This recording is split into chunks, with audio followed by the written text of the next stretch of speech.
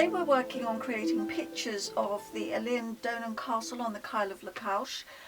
I've got this very simple black and white picture for you to work from. There's very little detail because today we're all about colour and mood. I've googled a number of different versions of it. You can see that the bridge is going in this direction and some of these are slightly different. But as I said, they're just for reference, and they're all a bit different. Here we've got lovely soft violets with this beautiful strong sun behind. This one's a lot moodier, so this one's in silhouette with a very, very dark orange of the setting sun. This one far more sort of pinky and red, very dramatic here. This one's quite interesting because we've got almost a daylight blue here, but all the clouds are actually tinted this lovely pink colour and reflected in the water. Another 4 here for you to choose from. This one's great because it's got the orange with the blue here, but quite a sort of cool grey tone, and you can see the white of the sky up here reflected down there in the water. This one, fabulous, it's all very peachy, beautifully warm. Almost daylight here, so we can, you know, mix together the browns and the sort of heath colours with the blues of the grasses and the greens of the grass rather, and the blues of the trees. And this whole picture is very blue, so lots of different tonal variations in order to get that lovely depth of colour. Now, what I've ended up with, this is my version, it's not finished yet, and it's a sort of amalgam of maybe this blue one with the dramatic skyline of the orange, and you can see I've got a little bit of drama here. What I need to do is finish it here by, if I can get my version here. So we need a bit of foreground, so we've got the contrast here, and I'll just do that now.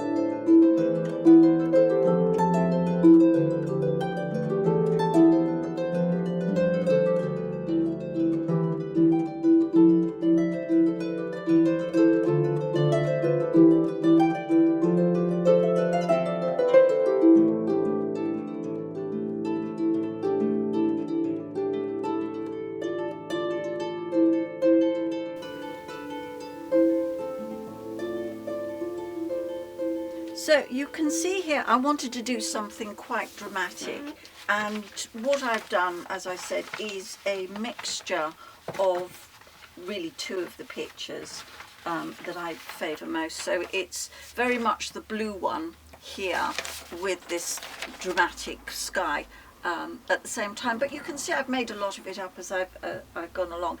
It was on a fairly big piece of paper.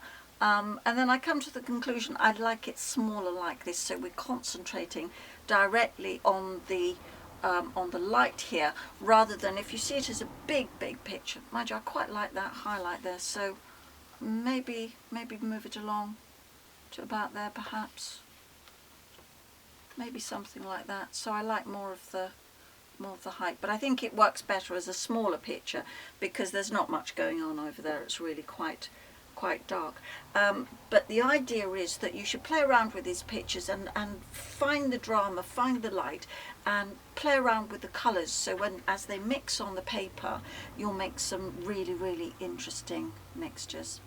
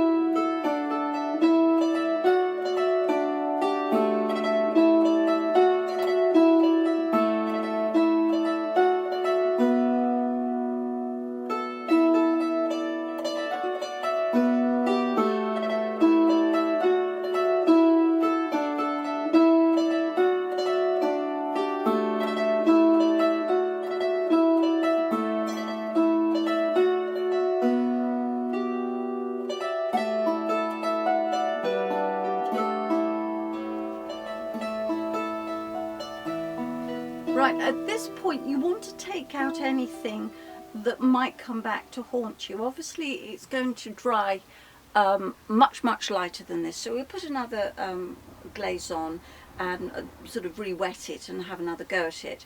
But you want to make sure something like this isn't really a problem for this picture, because there are sort of rocks and reflections in the water, so if you have a hard edge you can always sort of hide it.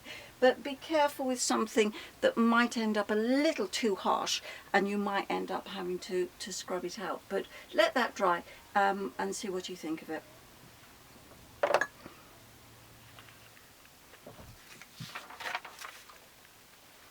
Right, so we've got this far and I've left it to dry off. The idea was that I was going to do the peachy picture of the Eilean Donan Castle for you, but I've changed my mind.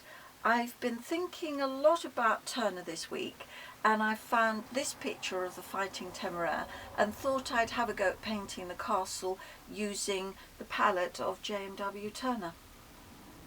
So more blue with the orange and the strong contrast that I get, the idea with the castle being a bit like the tugboat pulling the grand old ship to Rotherhithe to be broken up. Another reason for following Turner's lead is that he was more than happy to make his skies up. He cared more about the overall effect in terms of mood and atmosphere than whether or not the setting sun was meteorologically correct. So that suits me down to the ground, because it means I can play around with the paints and see what I end up with.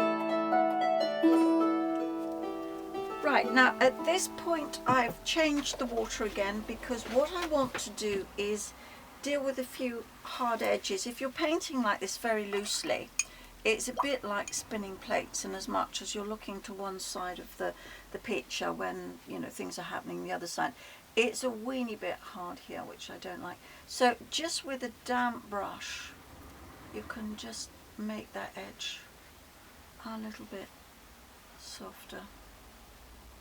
You might find that you like the hard edges. It's entirely up to you. I'm just mixing it up into the sky a little bit here.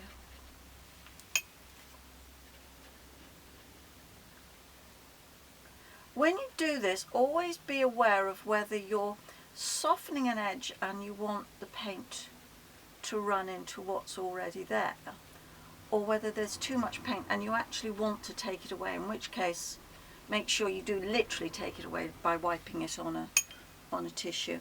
Otherwise you're just moving it around really. This comes off quite nicely. Just because it's water, we can do some horizontals, and it'll just make some slightly different lines in the water, but it doesn't necessarily have to come off too much. But that's going to look a bit clunky when we're finished.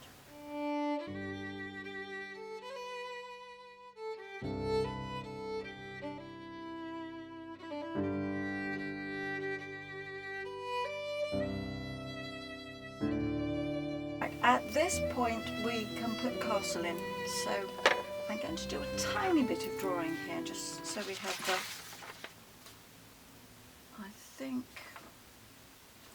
I think I'll use this one.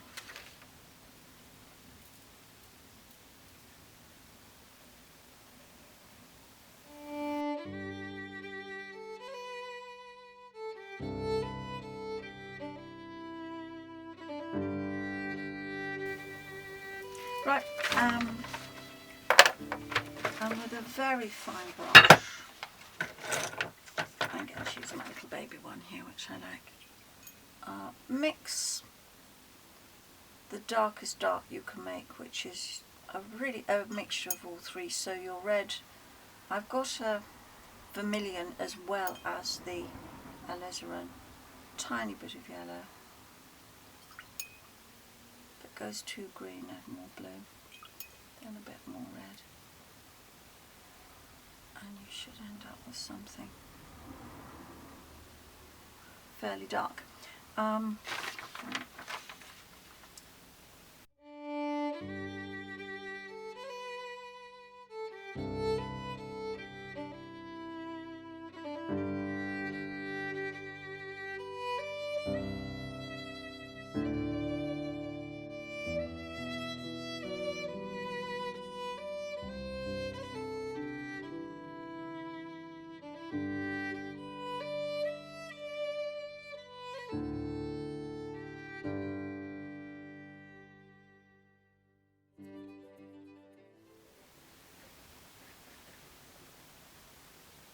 That moody enough? A bit more? Maybe a bit darker up there. I'll let it dry again and see how, we need a reflection down here anyway, but we'll see how much this dries and then a bit more dark up there. I think I might take a bit more white out here, and because that's dry I'm going to have to use my my quite rough brush to take out a little bit of light there, I think. Let's see how it dries again.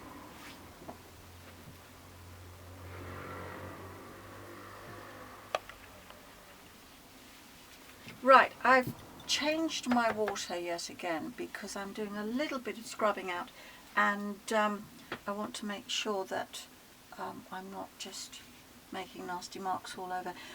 What I quite like is this light water to disappear behind the mountain, and the only way I can do that is to scrub it out here, and then I can repaint that little bit, but I want it to be quite light there behind the castle. So I'll just pull that out.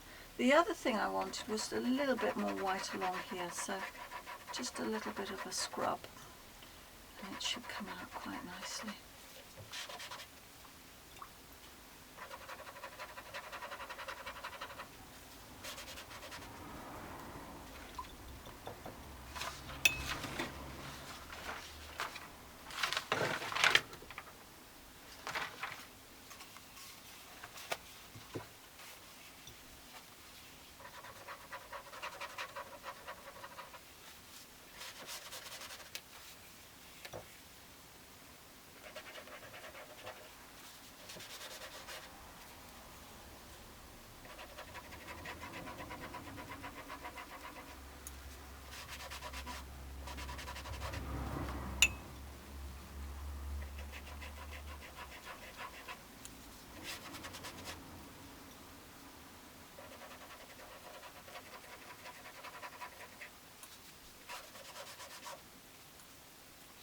Right, the other thing to remember is I've been concentrating on this area around here, and obviously this side of the sunlight is obviously going to be in shadow, so we don't need this light here on this side of the castle.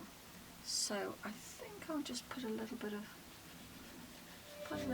yellow in first. Then a little bit of